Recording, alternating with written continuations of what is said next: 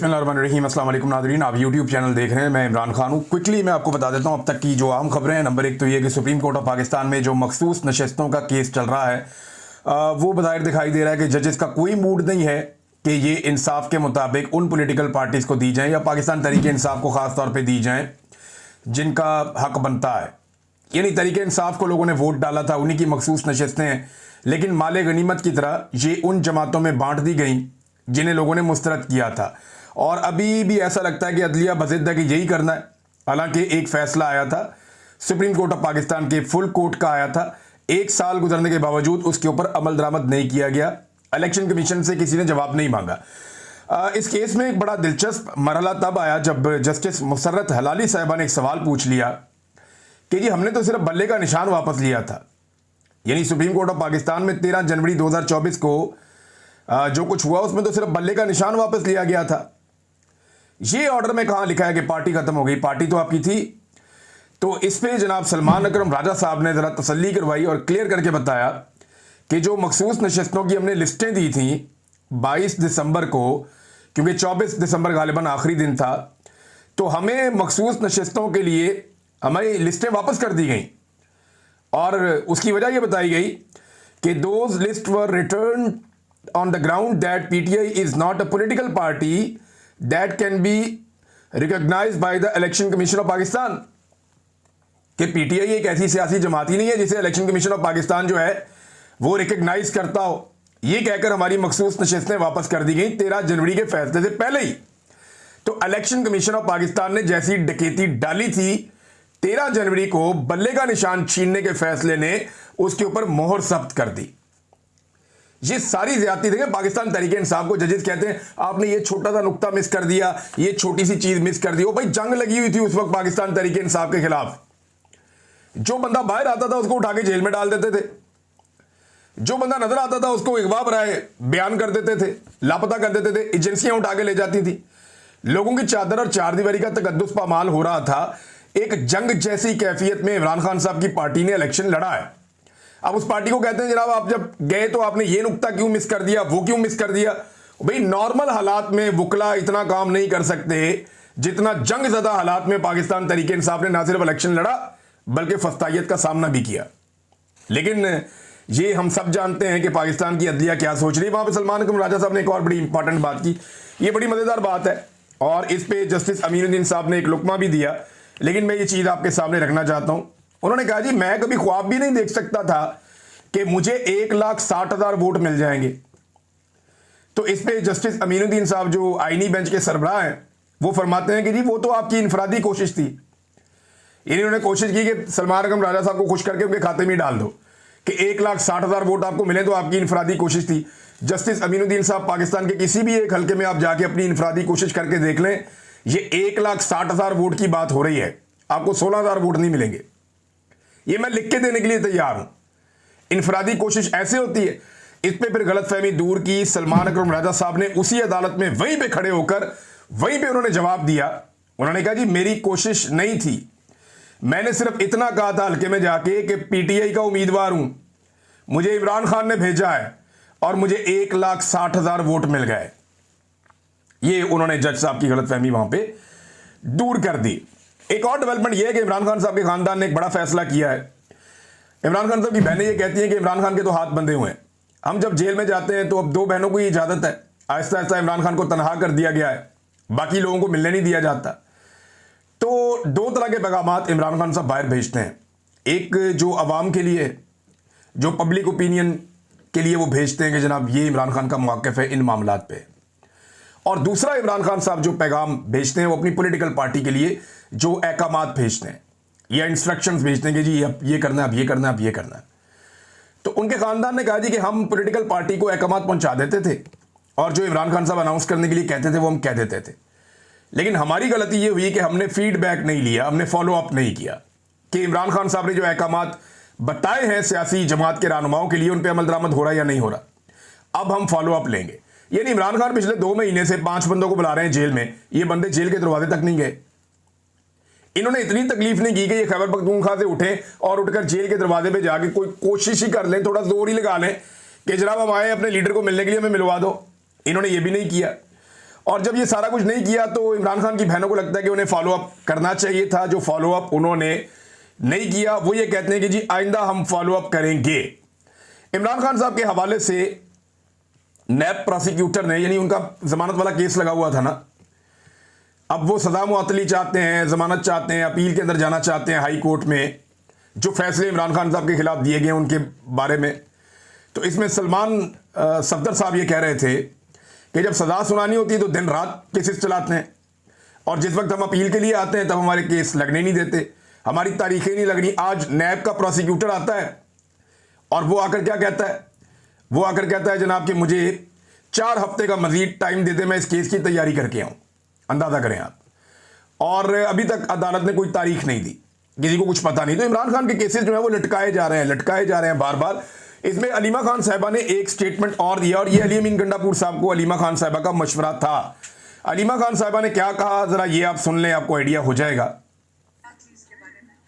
कल अली अमीन गंडापुर साहब से सवाल हुआ यहाँ सुप्रीम कोर्ट में, तो वो कहते हैं कि जाके बहन से पूछ लें इमरान खान माइनस के हवाले से। कहते हैं मैं उनको जवाबदार नहीं हूँ, मैं तो खान से बात करूँ। लेकिन हम बिल्कुल चाहते हैं कि सारे जाके इमरान खान से बात करें। हम यही तो चाह रहे हैं हम यही चाहते हैं कि हम इनसे अपील यही कर रहे हैं कि देखिए पार्टी के लोग हैं, आप उनके उहदेदारान हैं, आपके पास पावर है, आप चीफ मिनिस्टर हैं, आप मिनिस्टर्स हैं, आप सारे जाएं और जाके बाहर, अगर अडयाला के बाहर बैठे, सारी दुनिया देखेगी तो सही ना। आप लोग, कौन नहीं समझता कि अगर मीडिया के सामने आप लोग सामने खड़े हो और सारे वहाँ पे लोग बैठे हो, इंटरनेशनल न्यूज़ बनती है। इंटरनेशनल न्यूज़ बनेगी कि नहीं बनेगी जब आपके सारे एक पूरी पार्टी वहाँ जाकर बैठ जाए इमरान खान को आइसोलेशन से निकालने के लिए। तो अगर ये एफर्ट करेंगे तो कैसे नहीं हो सकता कि इमरान खान से ना मुलाकात। यहाँ भी हमने, अच्छा जी, ये अलीमा खान साहबा कह रही है कि ठीक है जी, इमरान खान को जवाब दें तो जाके उसको जवाब दें। वो तो आपको बुलाते हैं, आप उनको मिलने नहीं जाते। जैसे हम आते हैं, मार खाते हैं, यहाँ पे गिरफ्तार भी हो जाते हैं, तकलीफ भी बर्दाश्त करते हैं, वैसे आप भी बर्दाश्त करें और आकर सामना करें इन चीज़ों का। अब ये अलीमा खान साहबा ने कहा, और बात ठीक है, बात गलत नहीं है, लेकिन अली अमीन गंडापुर साहब एक बात के ऊपर बज़िद हैं और बार बार ये कह रहे हैं कि मैंने सिर्फ इमरान खान को जवाब देना, मैंने किसी और को जवाब नहीं देना। और साथ में वो ये भी कहते हैं कि मैंने इमरान खान के विजन के मुताबिक जो किया है वो किया है, और इमरान खान का विजन मुझे यही कहता है कि मैंने बजट पास करवाना था, मैंने करवा दिया। लेकिन इमरान खान ने जो अहकामात दिए जेल से बैठकर गुज़िश्ता 1 महीने में, पाकिस्तान तहरीक इंसाफ के एक रहनुमा ने मुझे एक लिस्ट भेजी है। ये बड़े अहम रहनुमा है पाकिस्तान तहरीक इंसाफ के, आजकल बड़े दुखी हैं। इन्होंने मुझे एक लिस्ट भेजी है, लिस्ट में आपको पढ़ के सुना देता हूँ। 7 चीज़ें उन्होंने भेजी हैं, 8वीं चीज़ मेरे सामने पड़ी हुई है कि इमरान खान साहब ने जेल से क्या अहकामात दिए जिन पर अमल दरामद किया ही नहीं गया। और ये लगभग गुज़िश्ता 1-1.5 माह की बात है, इससे ज़्यादा लंबी बात नहीं है। देखिए ना, इमरान खान ने तो जेल में ये भी कहा था कि आप 26 नवंबर के कत्लेआम के ऊपर जाकर ये चीज़ें करें, नहीं की गई। उन्होंने ये भी कहा था कि जो लापता हो गए हैं लोग, उनके बारे में डाटा लेकर आए, उनकी फैमिलीज़ को लेकर आए, नहीं लेकर आए। FIR दर्ज करवाएं, वो भी नहीं हुई। CCTV फुटेज के लिए काम करें, वो भी नहीं हुई। 26 नवंबर के कत्लेआम के ऊपर पूरा जोर लगाएं, किसी ने नहीं लगाया। अदालतों में जाकर पेश हों, कोई भी नहीं गया। तो इमरान खान ने तो बहुत बातें की थी जिनके ऊपर उन्होंने अमल दरामद नहीं किया। ये ज़बानी कलामी इमरान खान को जवाबदेह होने वाला मामला तो एक अजीबोगरीब भी लगता है, लेकिन इसमें देखें जो अहकामात इमरान खान साहब के नहीं माने गए वो मैं आपको बाद में बताता हूँ। लेकिन इमरान खान साहब ने एक बड़ी क्लियर चीज़ कही थी और अपने पूरे सियासी करियर में वो ये कहते रहे कि ये जो सवाबदीदी फंड है इसके ऊपर इमरान खान साहब बहुत तनकीद करते थे। इमरान खान साहब हमेशा ये कहते थे कि सवाबदीदी फंड नहीं होना चाहिए। ये क्या चीज़ है कि आपकी मर्जी, आपने जितने मर्जी पैसे निकाले और खर्च कर दिए, आपसे कोई पूछने वाला ही नहीं है। तो बजट के अंदर सवाबदीदी फंड रख दिया जाता था वजीर आला के लिए, वजीर आजम के लिए कि जनाब ये पैसे आपके, जितने मर्जी खर्च करो, आपकी अपनी मर्जी है। अब इमरान खान साहब कहते थे इसको जीरो कर दें, सवाबदीदी फंड नहीं होना चाहिए। लेकिन अली अमीन गंडापुर साहब की हुकूमत ने जो खबरें इस वक्त सामने आ रही हैं मीडिया पे, उन खबरों के मुताबिक अपने सवाबदीदी फंड को 10 गुना कर दिया है। ये इमरान खान के विजन के मुताबिक इन्होंने बजट पास करवाया। वो कहते हैं ना, हमने इमरान खान के विजन के मुताबिक बजट पास किया है और इमरान खान की सोच को मैं सबसे अच्छा समझता हूं, ये गंडापुर साहब का दावा है। तो अब आप ये देखें ना कि इमरान खान, यानी हमें तो इमरान खान ने 100 मरतबा कहा है कि सवाबदीदी फंड नहीं होना चाहिए, मैं इसके खिलाफ हूं। लेकिन इमरान खान का वही वजीर आला जो क्लेम करता है कि मैं इमरान खान के विजन को मुझसे बेहतर कोई नहीं समझता, उसने अपना सवाबदीदी फंड मीडिया की खबरों के मुताबिक 10 गुना कर दिया है। यानी यहां पे कहां फर्क नहीं आपको नजर आ रहा। साथ ही चीज़ है, इसके बाद एक और है जो मुझे एक पाकिस्तान तरीके इंसाफ के रहनुमा ने चीज़ें भेजी और बड़े दुखी दिल के साथ भेजी। उन्होंने कहा जी इमरान खान साहब ने जेल से जो अहकाम दिए उन पर अमल दरामद नहीं हुआ। नंबर 1, अफगान मुहाजिरीन को ज़बरदस्ती निकालने के खिलाफ असेंबली में बहस शुरू करवाएं, नहीं हुई। बजट पेश करने से पहले मुझसे मिलें, नहीं मिले। बजट पास करने से पहले मुझसे मिलें, नहीं मिले।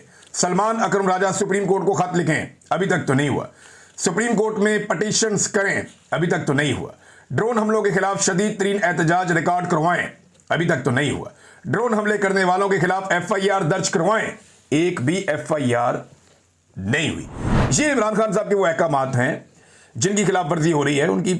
अब उनकी फैमिली ये कहती है कि जी हम फॉलो अप किया करेंगे।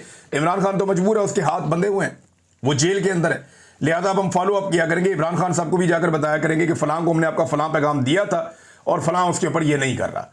अगर इमरान खान साहब की बहनों को मुलाकात की इजाज़त मिलती रही तो, वरना इस पार्टी में इतने ताकतवर लोग मौजूद हैं कि जब चाहते हैं मुलाकातें रुकवा भी देते हैं।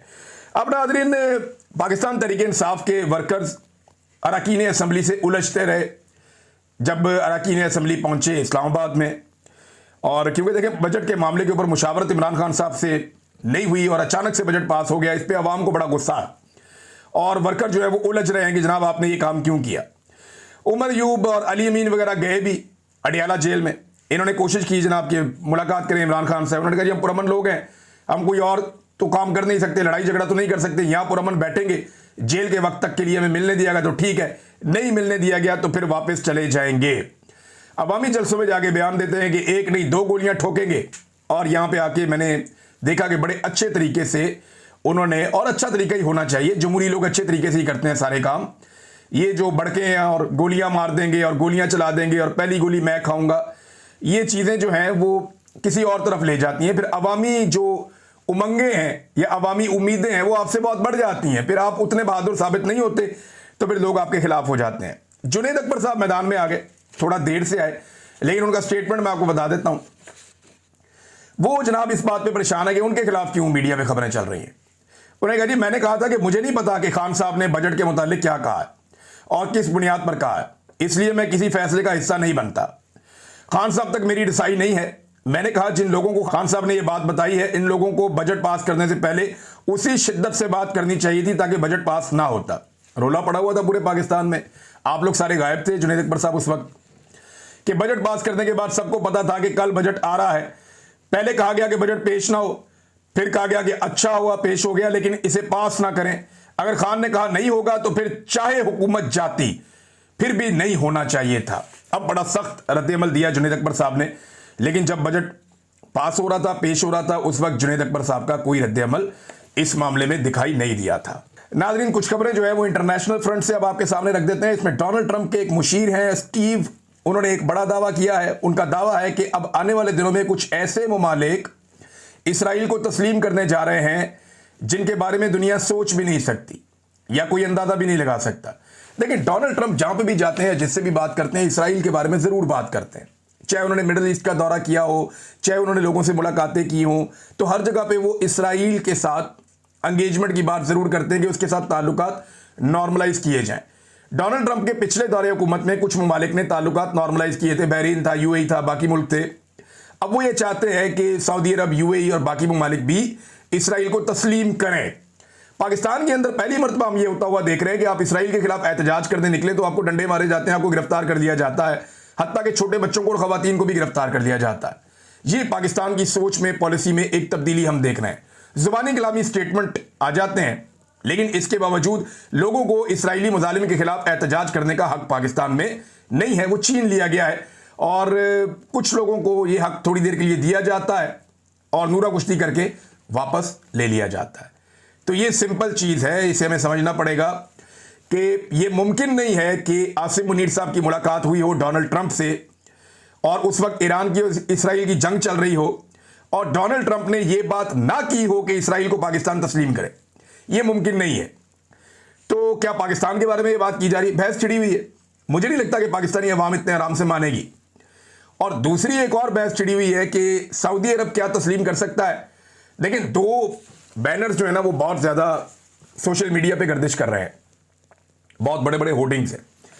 एक जो होर्डिंग है, बहुत बड़ा बोर्ड है तस्वीरों वाला, वो लगा हुआ है तिल अबैब में, और एक लगा हुआ है तेहरान में।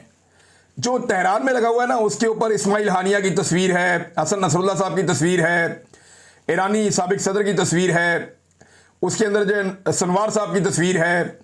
तो ये वो लोग हैं जो शोहदा हैं, जो शहीद हो गए, जिन्होंने अपनी जानें कुर्बान की हैं, और इसराइल ने जिनको शहीद किया। और ये बड़े लोग हैं, बड़े कमांडर हैं, और इनका ताल्लुक जो है वो ईरान से या फ़लस्तीनी तहरीक के साथ है।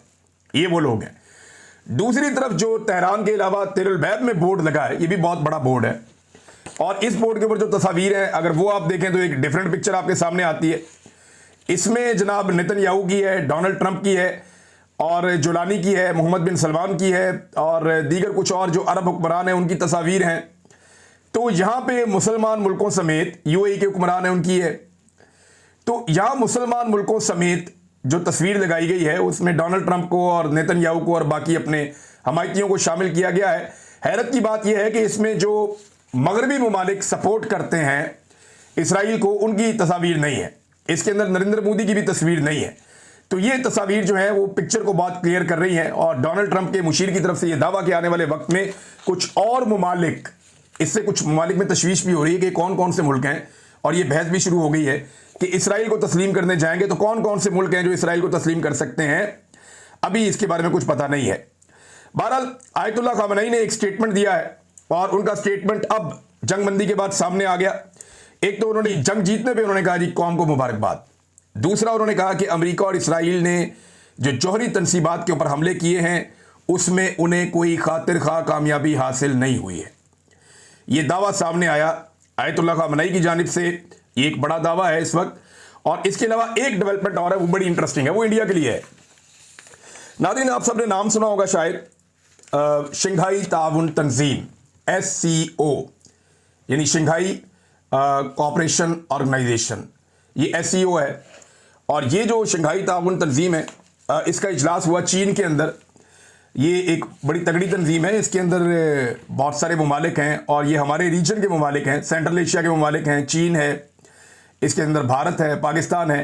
तो दुनिया की आबादी का एक बड़ा हिस्सा जो है वो इस तंजीम का हिस्सा है, और हत्ता कि जो दुनिया की इकॉनमी है उसका भी एक बड़ा हिस्सा जो है वो इस तंजीम का हिस्सा है, पॉपुलेशन का एक बड़ा हिस्सा है, और रकबे का भी एक बहुत बड़ा हिस्सा है। तो अब मामला यह है कि ये तंजीम का इजलास होता है चाइना में। भारत ने पूरी कोशिश की कि किसी तरह से पहलगाम इंसिडेंट को इसके एलामिये के अंदर शामिल करवा दिया जाए। राजनाथ ने, उनकी टीम ने पूरा जोर लगाया, लेकिन ये हो नहीं पाया। तो फिर गुस्से में आकर राजनाथ सिंह ने इसके एलामिये के ऊपर दस्तखत नहीं किए। ये पाकिस्तान की एक बहुत बड़ी कामयाबी है, इंडिया की एक बहुत बड़ी शिकस्त है कि जो खित्ते के ममालिक हैं या इतनी इंपॉर्टेंट एक तंजीम है शंघाई ताउन तंजीम, वो ये समझती है कि ये जो पहलगाम वाला इंसिडेंट है ये कोई ऐसा इंसिडेंट नहीं है कि इसको उठाकर इस एलामिये में डाल दिया जाए। ईरान के ऊपर बात हुई है, मिडल ईस्ट के ऊपर बात हुई है, बहुत सारे और इश्यूज हैं उनके ऊपर बात हुई है, लेकिन पहलगाम वाला इंसिडेंट, उससे बड़ा इंसिडेंट तो पाकिस्तान में जाफर एक्सप्रेस के ऊपर अटैक हो गया था। तो पाकिस्तान कहे कि जाफर एक्सप्रेस को भी डाल दो, पाकिस्तान में और मल्टीपल अटैक्स हुए हैं वो भी उठा के डाल दें। तो एक मुल्क के अंदर एक इंसिडेंट हुआ दहशतगर्दी का, उसको उठा करके पूरी रीजन के जो है सिक्योरिटी खतरे में डाल दी भारत ने, और हमला कर दिया पाकिस्तान के ऊपर। 2 एटमी ममालिक आमने सामने आ गए जंग के लिए। तो ये बड़ा अफसोसनाक था। तो भारत को इसमें शिकस्त हुई है। तो फिर राजनाथ सिंह ने गुस्से में आके कहा ऐसी देते दस्तखत ही नहीं करते। राजनाथ सिंह ने इस पे दस्तखत करने से इनकार कर दिया। भारतीय मीडिया बाकी कहानियां अपनी सुना रहा है। रियलिटी ये है कि ये खारजी महाज के ऊपर भारत को एक बड़ी शिकस्त है। अब तक के लिए इतने ही। अपना ख्याल रखिएगा, अपने चैनल का भी। अल्लाह हाफिज़।